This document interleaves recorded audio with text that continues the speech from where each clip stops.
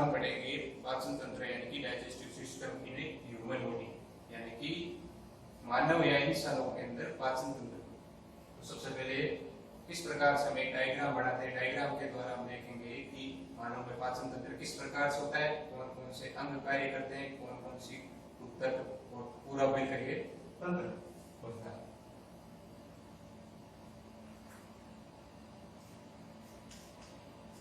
मानव पाचन तंत्र।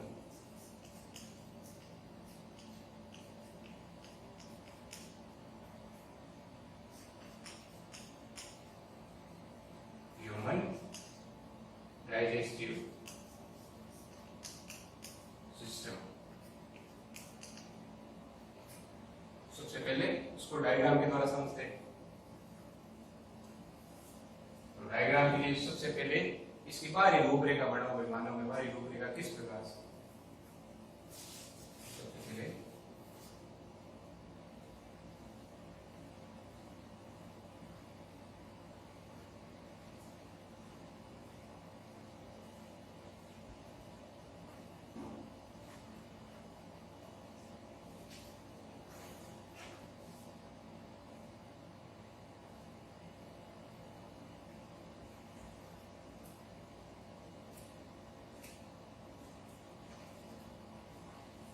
हमें एक उल्टे यू के आकार की और बाहर में सीधा एक लंबी नली के आकार की ग्रसनी और मुख गुहा बनानी। उसके बाद में हमें बनाना है अपना आमाशय। तो आमाशय में पता है स्टोमक, जो उल्टे जो सीधे यू के आकार का होता है और नीचे गोलाई लेके होता है। तो सबसे पहले इनकी रूपरेखा बनानी अति आवश्यक। उसको हम थोड़ा सा और बेहतर बना देते हैं।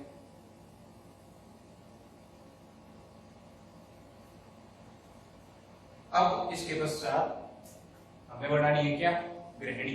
ये हो गया आमाशय, और आमाशय से आगे चलते तो क्या आता है, ग्रहणी।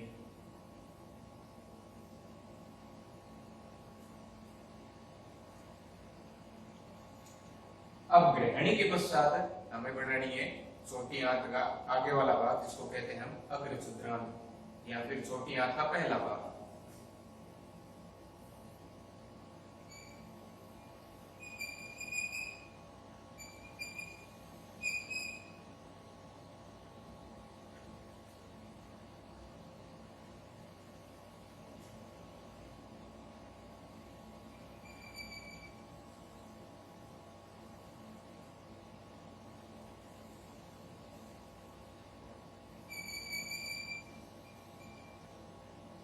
ये छोटी आंत या क्षुद्रांत का पहला भाग। तो मानव में क्या होती है, सबसे लंबी होती है।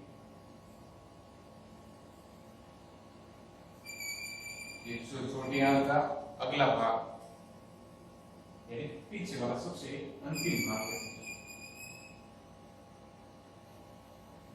ये आगे चलकर काम मिलता है।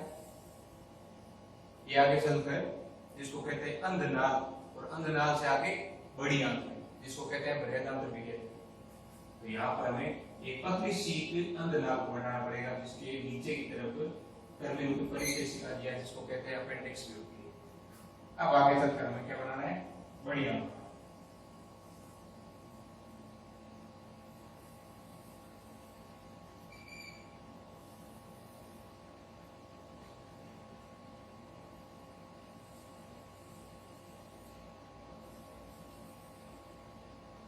बड़ी आंत के कितने भाग हुए, 3, आरोही, क्षैतिज, अवरोही, और अगला एक भाग होता है जिसको कहते हैं सिग्मोइड या एस कोलन वाली बड़ी आंत।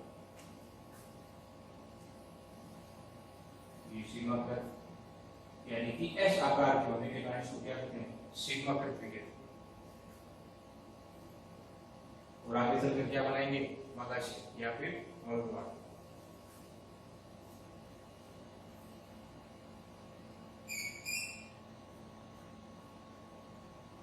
अब ये तो हो गई इसकी बेसिक जानकारी।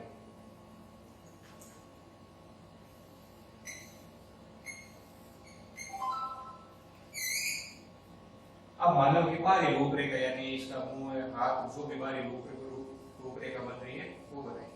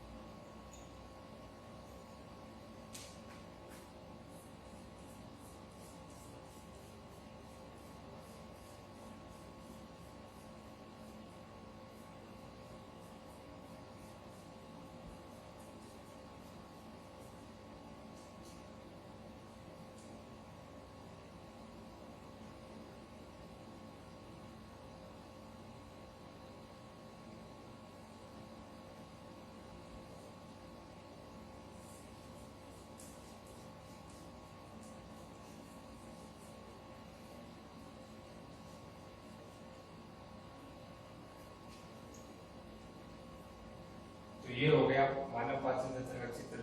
अब इसको हम क्या करेंगे, नामांकित करेंगे। तो नामांकित के अंदर मुख से लेकर मल द्वार तक कितने प्रकार के अंग आते हैं, कितने प्रकार के भाग आते हैं, उन सबको लिखना। तो सबसे पहले मुख से लेकर यानी कि ये मुख, इसको नाम लिखो मुख। मुख के बाद क्या आते हैं, मुख गुहा यानी कि मुख के ठीक पीछे वाला भाग, ये चीज क्या कहलाई जाती है, मुख गुहा। तो इसका अगला भाग लिख दो क्या, मुख गुहा। मुख गुहा के बाद आता है आपके ग्रसिका। ग्रसिका जहां पर श्वास नली और भोजन की नली अलग अलग होती हो, या कोई और या आगे चलकर सम्मिलित रूप से मिलती हो, यानी ये आगे चलकर पीछे की साइड में तो क्या निकल जाती है, श्वास नली, और आगे की साइड में क्या जाती है, भोजन की, या इसको आप कह सकते हो ग्रसिका। ग्रसिका के बाद में जो अगला भाग आता है उसको क्या कहते हैं, ग्रसनी।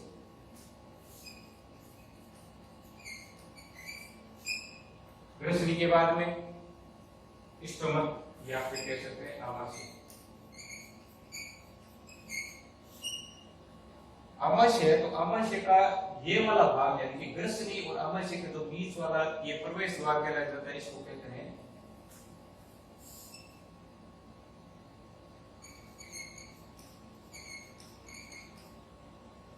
आमाशय प्रवेश द्वार, या यहाँ पर क्या पाए जाते हैं, नोड या फिर छल्ले पाए जाते हैं, जो क्या करते हैं, भोजन को आमाशय में प्रवेश करवाते हैं लेकिन आमाशय से वापस बाहर जाने से रोकते हैं। यहाँ पर एक जो भाग होता है वो आता है आमाशय निर्गमी द्वार।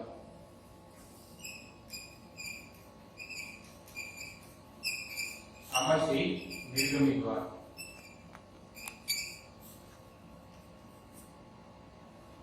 उसके बाद में अगला जो भाग आता है सबसे महत्वपूर्ण, वो भाग क्या होता है, ग्रहणी, यानी पाचन तंत्र का सबसे महत्वपूर्ण भाग ग्रहणी।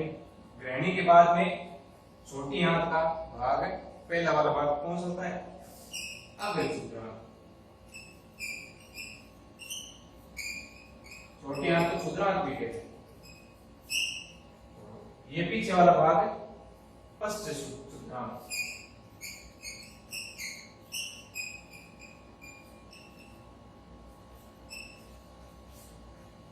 उसके बाद में छोटी आंत आगे चलकर किसमें परिवर्तित हो जाती है, बड़ी आंत में, या फिर बड़ी आंत में बदल जाती है या मिलती है। लेकिन बदलने से पहले या फिर मिलने से पहले एक भाग पाया जाता है जिसको कहते हैं सिक्कम, या फिर उसका एक अन्य नाम भी कहते हैं इसको अंधनाभ। अंधनाभ से एक छोटी लगभग 4 से 5 सेंटीमीटर लंबी नीचे नली निकल रहती है। मानव में इसका कोई उपयोग नहीं है, लेकिन जो पूर्ण रूप से घास करते हैं या पालतू जंतु है उनमें ये पाई जाती है, जो सेल्यूलोज का पाचन करने का काम करती है, लेकिन मानव में इसका कोई भी कार्य नहीं। इस कारण से ये क्या है, अवशेषण के रूप में कार्य करती है। इसको क्या कहते हैं, कर्मी रूपी परिशेषी कहते हैं। कर्मी रूपी परिशेषी का क्या कह सकते हैं हम, अपेंडिक्स। उसके बाद में आता है बड़ी आंत। बड़ी आंत के कितने भाग हो गए, 4।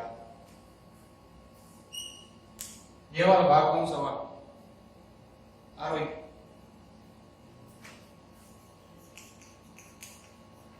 आरोही बृहदान्त्र। ये वाला क्षितिज।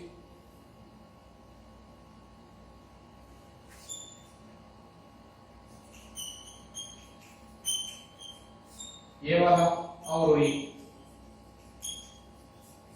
और ये वाला सिग्मा प्रति, यानी कि एस आकार का। सबसे नीचे जिनसे क्या होता है, मलाशय, और मलाशय से नीचे मलद्वार। ये मलाशय, और उसके नीचे नीचे क्या होता है, मलद्वार। ये तो अंग हो गए। अब इसमें पाचन तंत्र में कौन कौन सी ग्रंथियां कार्य करती है, तो ग्रंथियों के अंदर मुख में अगर यदि ग्रंथियों की बात करें तो मुख में कौन सी, लाल ग्रंथि। मेन ग्रंथियों के नाम लिख देते हैं। लाल ग्रंथि। उसके बाद में यहां पर आते हैं तो कौन सी ग्रंथि, यकृत, या कह सकते हैं जिसको लीवर। उसके बाद में ग्रहणी के अंदर अग्नाशय,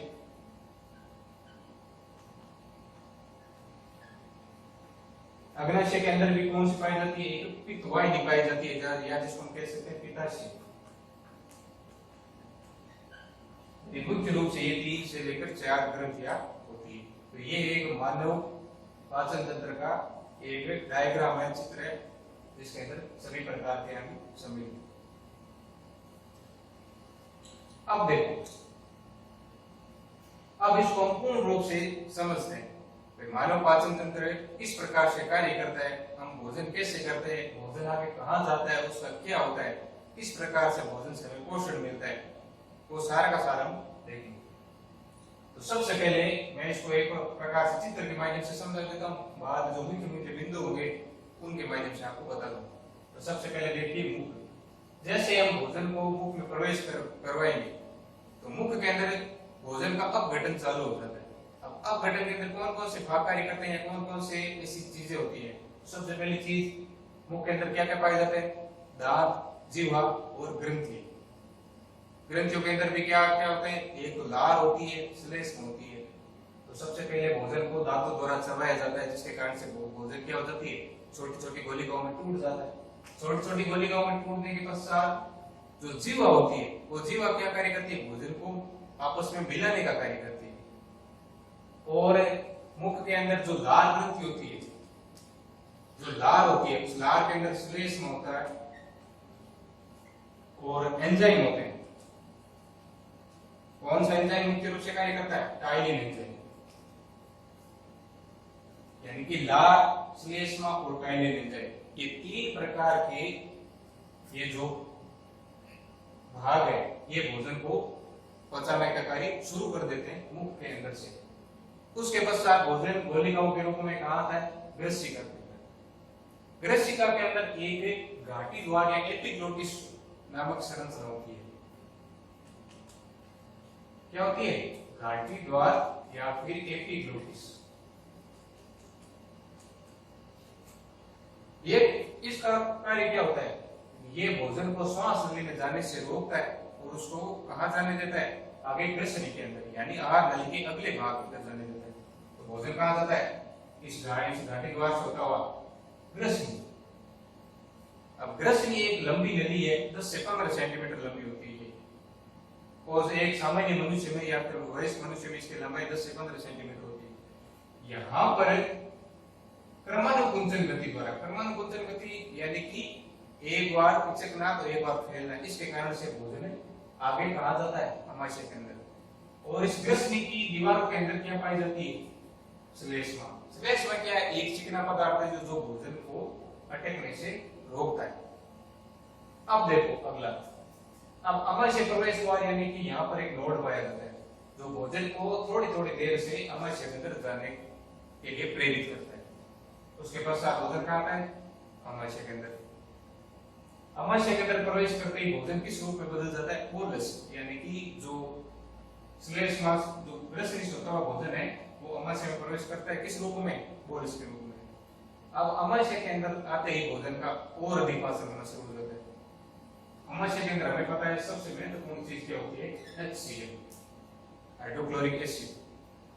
ये एसिड का काम क्या है, देखो एसिड है वो भोजन के जटिल अणुओं को तोड़ने का काम करता है, प्लस हम जब भोजन करते हैं तो भोजन के साथ में वातावरण के माध्यम से कुछ जो हानिकारक है कीटाणु रोगाणु है उसको मारने का कार्य भी एसिड ही करता है, ताकि हमारे आगे की जो आंतें हैं वो संक्रमित नहीं हो तथा हमारा शरीर स्वस्थ बना रहे। तो HCl का एक ये भी कार्य हो, भोजन को पचाने के साथ साथ जो हानिकारक है रोगाणु उसको मारने का कार्य भी कौन करता है, HCl करता है।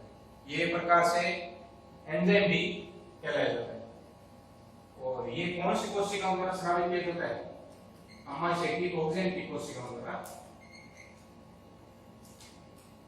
स्रावित किया जाता है। इसके कारण से यदि हम भोजन करते हैं और कई कारणों में क्या हो जाता है, HCl यदि ज्यादा मात्रा में स्रावित हो जाता है तो पेट में गैस बन जाती है, या हम कहते हैं भाई पेट में जलन है तो इसके लिए डॉक्टर क्या करता है, तो हमें कुछ ऐसे सारी पदार्थ दिए जाते हैं जिसके कारण से वो HCl के प्रभाव को क्या कर देते हैं, कम कर देते हैं। एग्जांपल के तौर पर बाजार में जो इनो मिलता है, तो इनो में क्या है, क्षार है जो HCl के प्रभाव को कम करता है, तो हमें उससे आराम मिलता है। अब इसके अंदर कुछ एंजाइम भी होते हैं, कौन कौन से,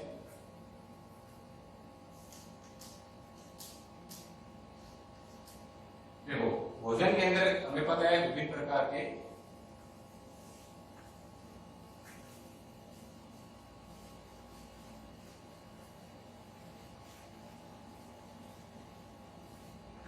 प्रोटीन, कार्बोहाइड्रेट, वसा, खनिज, लवण, जल, ये इत्यादि सभी प्रकार के भोजन के अंदर पाए जाते हैं।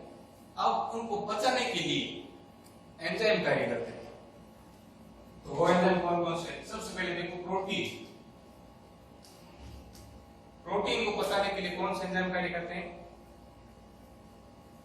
एक होता है रेनिन जो दूध में उपस्थित है, कैसिन प्रोटीन को किसमें बदलता है, पैराकेसिन।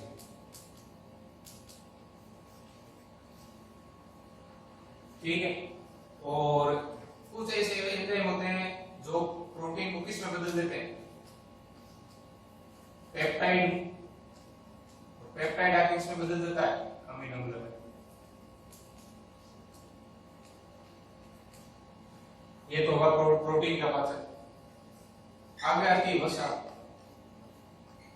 तो वसा को एंजाइम किस में बदल देते हैं, छोटे छोटे ग्लिसरॉल में बदल देते हैं। ठीक है, उसके बाद में हम जो भोजन करते हैं, तो भोजन के अंदर जो आरएनए होता है या फिर कोई डीएनए होता है, उसको पचाने का कार्य भी किया जाता है। कौन से एंजाइम द्वारा, न्यूक्लियोजेज एंजाइम द्वारा।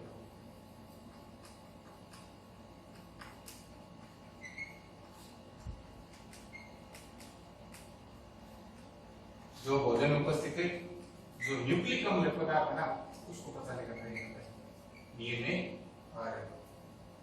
और जो खनिज लवण है यानी कि जटिल पदार्थ हो गए, उनका भी क्या हो जाता है, आमाशय में पाचन शुरू हो जाता है। उसके पश्चात भोजन कहाँ आता है, ग्रहणी के अंदर। तो ग्रहणी सबसे महत्वपूर्ण अंग क्यों है, यह महत्वपूर्ण भाग क्यों है, क्योंकि इसके अंदर लगभग 3 प्रकार के ग्रंथियों से जो एंजाइम है वो ग्रहणी में आकर मिलते हैं। पहला होता है कौन सा, यकृत, उसके पश्चात अग्नाशय, उसके पश्चात पित्ताशय। जैसे भोजन आमाशय से ग्रहणी में प्रवेश करता है तो सबसे पहले पित्ताशय एक्टिव हो जाता है जो पित्त रस स्रावित करता है। पित्त रस क्या है, एक प्रकार का क्षारीय पदार्थ। अब देखो हमें पता है भाई आमाशय के अंदर HCl स्रावित हुआ था, और HCl सबसे तेज अम्ल है, इसकी pH सबसे कम होती है, परंतु वो आमाशय को गला नहीं पाता। हमें पता है ऐसे कहीं भी गिरते हैं तो उसका परिणाम भयंकर ही होता है। लेकिन आमाशय के अंदर क्या पाई जाती है, श्लेष। वो श्लेष क्या करता है, आमाशय को गलाने से बचाता है। लेकिन ग्रहणी और छोटी आंत के अंदर वो श्लेष की परत नहीं होती है। तो हमें पता है अगर वो HCl युक्त भोजन आगे आ गया तो छोटी आंत या फिर विभिन्न प्रकार की जो आंतें हैं उसको खराब कर देगा। तो सबसे पहले क्या स्रावित होती है, पित्ताशय द्वारा पित्त रस स्रावित होता है। ये पित्त रस कैसा है, क्षारीय, जो इसके एसिडिक प्रभाव को क्या कर देता है, उदासीन कर देता है। ठीक है, जो इसके एसिडिक पदार्थ को क्या कर देता है, उदासीन कर देता है। उसके पश्चात ये जो अग्नाशय ग्रंथि द्वारा क्या स्रावित किया जाता है,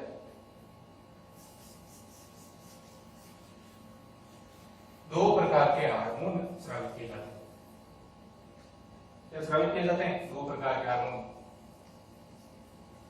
ये क्या है, ये अंतःस्रावी ग्रंथि भी कहलाई जाती है और बहिर्स्रावी ग्रंथि भी कहलाई जाती है। ठीक है, अब अंतःस्रावी क्यों कहलाई जाती है, क्योंकि इसके द्वारा 2 प्रकार के हार्मोन स्रावित किए जाते हैं, इंसुलिन और ग्लूकेगॉन।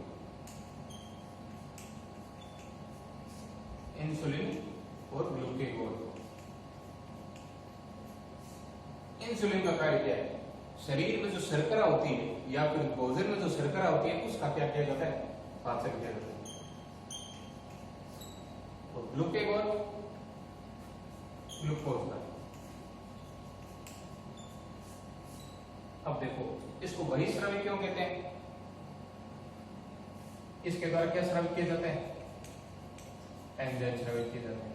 इसके कारण से इसको यदि वो हार्मोन स्रावित करे तो अंतःस्रावी ग्रंथि, और एंजाइम स्रावित करे तो क्या होगी? बहिस्रावी ग्रंथि। अब आ गया यकृत। तो यकृत के द्वारा भी विभिन्न प्रकार के जो प्रोटीन, वसा, कार्बोहाइड्रेट, खनिज लवण, उनको पचाने के लिए एंजाइम स्रावित किए जाते हैं। उसके पश्चात भोजन कहाँ आता है? क्षुद्रांत के अंदर, या फिर अग्र क्षुद्रांत कहते हैं। अग्र क्षुद्रांत के अंदर भी मुख्य रूप से क्या होता है? जो अपघटित भोज्य पदार्थ है, उस अपघटित भोज्य पदार्थ में से जो आवश्यक पदार्थ है ना, उनका अवशोषण चालू हो जाता है। यानी छोटी आंत के अंदर प्रोटीन, वसा, कार्बोहाइड्रेट, उसके पश्चात खनिज लवणों का। खनिज लवण में क्या आते हैं? वो सारे कैल्शियम, लोहा, आयरन,